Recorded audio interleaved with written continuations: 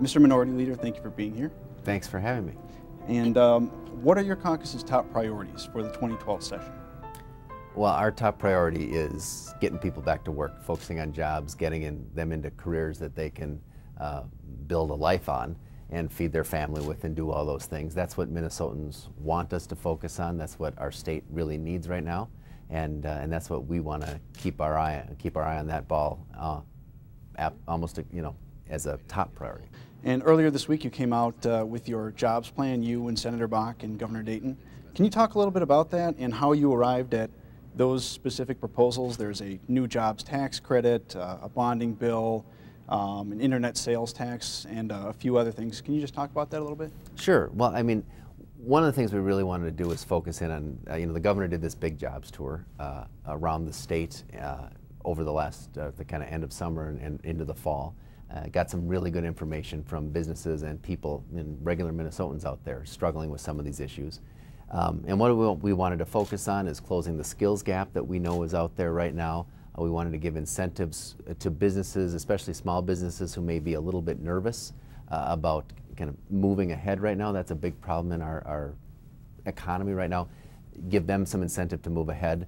And then, the last thing really is we also know that there's some real structural challenges in our employment picture right now, particularly for new college graduates, for people returning from the war, and what we wanted to, and from long-term unemployed people as well, people who have been out so long that it's very difficult for them to get back into the workforce. If those structural problems continue, that really sets those individuals back a long, long time.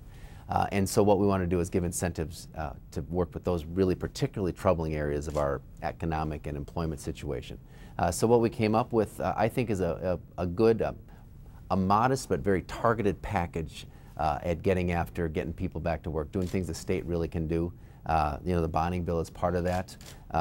But in addition, these tax credits, and also one thing that I'm really happy with is we're also offering $2,000 stipends for people that want to move themselves out of a job that doesn't pay very much, maybe doesn't require that many skills, and move them into a more highly skilled position. And it really gives people the power to improve themselves, and I think that's really important. How about a new stadium for the Minnesota Vikings? How high does that rank on your list of priorities this year? Well, I think that the governor has demonstrated some strong leadership in moving that issue along. It's a lot farther along than it would have been without his leadership. I honestly can't tell you how a vote on a Viking stadium would come out, particularly because there's so many moving parts. The thing I do know is that there's going to be Democrats who support a stadium, there's going to be Democrats who oppose a stadium, and it's going to be something that we need to give a full and robust debate to, and I think that we probably should ultimately bring to a vote. Whether it goes up or down, I don't know the answer to that right now, but it's something people are clearly interested. There's good arguments on both sides of the issue. How about more constitutional amendments? Last year, one of the more controversial pieces of legislation that was passed was the marriage amendment. This year, there's talk about an amendment to require photo ID for voting. What do you think of that? So, well, I don't think we should do any constitutional amendments. We have plenty of work to do to work on our economy, those bread and butter issues, getting people back to work, into jobs and new careers. That's where our focus should be. And any time we take away from that on these other issues, I think is pure distraction and a disservice to the people of Minnesota. None of these constitutional amendments that have been proposed are going to put anybody back to work. None of them are going to improve our economy in any way. So that it doesn't make sense from my perspective to spend any time on them at all. What are some other issues that maybe you see as kind of flying under the radar? As the minority leader, are there pieces of legislation coming forward that you're especially concerned about? I haven't heard too much about other issues that the Republicans are going to be bringing forward. I think that there could be some really good ideas on the jobs front.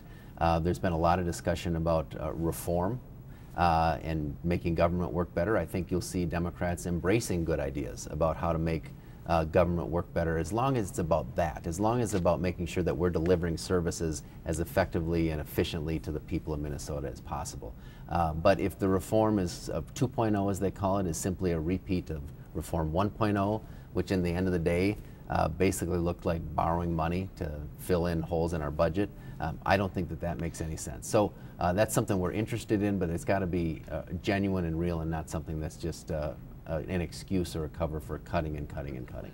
What do you think of the early end date for session this year? April 30th is the stated target, and there's been talk of ending it even earlier. Would you like to see an early end to session? Do you think that's important? You know, I think what's more important is that we get our work done. And the work that we really need to get done is this basic economic work, getting people into jobs, getting people back to work and into careers. If we spend our time doing that work and get some good ideas done and kind of fulfill what really the people of Minnesota want us to do, that's great. If we get distracted on a lot of other issues, I think that's unfortunate. But to me, it's less about defining a particular date that we're going to end and more about what's really important to get done this year. Let's get that done, and then when we get done with that, we can get out. I mean, the fact of the matter is, last year was a disaster for the state of Minnesota because I think of intransigence on behalf of the legislative majorities. We sent the state into shutdown. That didn't serve anything, the people of Minnesota, very well. So I hope that we just focus on the stuff we need to get done, that there's willingness to compromise and think of ideas on both sides, and then we'll serve our constituents well. So as the leader of your caucus, how do you balance the need for compromise and getting things done with the need to stay true to your principles? So we've compromised and stayed true to principles in Minnesota for 150 years. For most of our history, we've been able to stand up, fight for our principles, have intense arguments, but at the end of the day come to good solutions for the state of Minnesota. Last year, unfortunately, that was not the case, and I think it's important to continue to remind people. I mean, the big issue there obviously was the budget deficit, right? Governor Dayton compromised 7 times leading up to the day of the state shutdown, and we saw maybe 1 or 2 proposals from the Republicans. And during the shutdown itself, the Republicans didn't offer a single new idea. They stuck by their principles, and they were going to stick by them as long as they could, shut down or not. That kind of ideological position, I think, is really unfortunate and contrary to what's worked in Minnesota for years and years. So you can do both things. You can stand up for your principles, but also reach solutions that work for Minnesotans, as long as your principles are about what's good for your constituents and for Minnesota, that's what you value, as opposed to some ideological principles that are handed down from a national organization. Do you think there's more opportunity for compromise this year, maybe because the budget situation is more or less dealt with? Or could we have a return to the partisan gridlock that we saw last summer? What would you say to a citizen who looked at last summer and says, well, why wouldn't that happen again this year? Well, I think the fact that at least right now for this year we're projected to have additional money. We're not going to have to cut anymore to balance the budget. Will make things easier because we don't have that overlay. We'll have to see what the February forecast that comes out kind of at the end of February says, whether that temporary surplus holds up. But the fact of the matter is, we actually have an ongoing structural deficit that exists.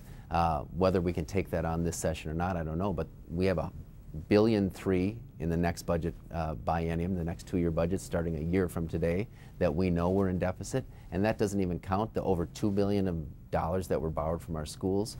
So we haven't solved the budget problem yet, and I get a little worried when we talk about having a surplus. You know, it's a little bit like you know, having a little money in your savings account, but only because you've maxed out your credit card. So it will make it easier this year, there's no doubt about it, but I don't think anybody should fool themselves that we're out of the woods yet. How about after session? How does your job change as the leader of your caucus after session, as we get closer to the election? What sort of duties will you be doing more of, and things like that? So, I mean, you know, part of my job is the work here at the legislature, and we're going to focus in on that during the session. But it's also, you know, we have to run our campaign. You know, it's an election year, and so after the session is over, more of my time will be spent on helping elect Democrats to the legislature. I think we're really well positioned to take back a majority in the legislature, but that's kind of for 3 months from now. Well, how about looking back then at your first year as minority leader? One of the things you said when you became the minority leader is that it was your job to hold the Republicans accountable. Do you think you've done that? Yeah, I think we have held the Republicans accountable. I think we've pointed out and what that means to me is really pointing out the differences between what they're saying and what they're doing, and secondly, the differences between the two parties, the different visions. And I think it's become very clear after the last session that Where the Democrats stand is for middle-class families, is for lower property taxes, is for making sure people have opportunity to succeed. And the Republicans really, they were willing to send the state government to shut down in order to keep millionaires from paying any more taxes. I think that contrast is what really the debate, the largest debate, should be about this year, whether it's in the session, or in the election. Is it about making sure that we have a strong middle class, and not just a strong middle class, but what's the best way to build a prosperous economy?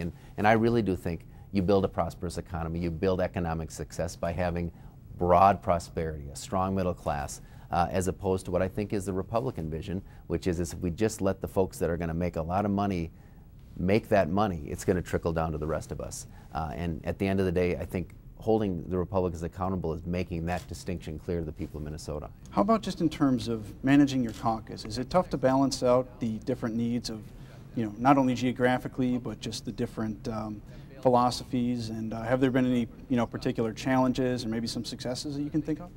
I think our Democratic caucus in the House is a very broad caucus. We have a lot of ideas. I always tell people that the best debates, if you want to see real democracy in action, is to come into a caucus as opposed to what happens on the House floor, and I think that's true in the Republican caucus as well. So we do have very strong debates.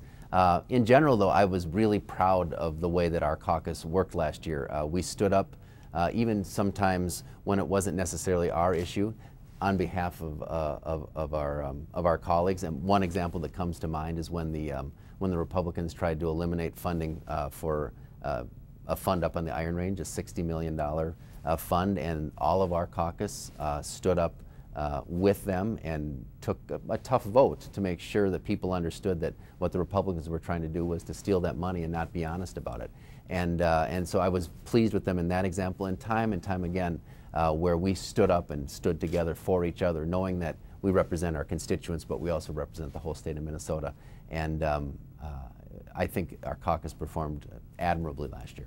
And how about just personally, what's the impact of your being the minority leader been on your family life? I'm assuming there's probably less time to be at home and things like that. Yeah, I mean, I think anybody who is in public service, and this is true about a lot of jobs, but people who are in public service, it does, there is a sacrifice that does come with it, and there's no question about it. It's one, I think everybody is willing to, to trade those things, to balance those things out, because it's important work, and certainly my wife and my kids understand that. I think are proud of the work that I do and that we do over here. And I try to include them as much as possible. I guess that's the way that we've tried to balance it out, is they often will come over here with me when there are some of those long nights. We'll talk about stuff at home, try to involve them as much in the process as possible. So it really is one of the pieces, like many other pieces, my kids' sports or school or my wife's work, that kind of are part of what our family is all about. Well, do you have any final thoughts as we get ready for session? Are you optimistic about this year? I am. Well, I'm always optimistic. I think you have to be an optimist to be in this business, or you wouldn't be keep Sure. coming back and doing this work. But I am. For a couple reasons. One is we've done a number of forums with the legislative leaders on the Republican side, as well as Senator Bach and Governor Dayton at times. One of the things that we hear everybody talking about is this focus on jobs. Last year there was that same kind of mantra, and we got a little bit off track. We passed constitutional amendments and did other stuff that didn't really focus in on our economy. This year I'm hopeful. I'm hearing the same thing. I hope we do stick to that laser focus on jobs. And I'm also hearing some skepticism on behalf of the Republican leadership about some of these constitutional amendments, which I think would be a disaster for the state. So, I think that stuff will be good. I think also discussions about reform. I'm hopeful that the proposals that come out about making our government work better are going to be something that everybody can embrace. So we'll see how it plays out. We'll again try to hold the Republicans accountable if we don't think they're taking the state in the right direction. But we're more than willing to roll up our sleeves and work across the aisle and with everybody who wants to come over here to do what's best for Minnesota. Great. Well, thanks for your time. Thank you.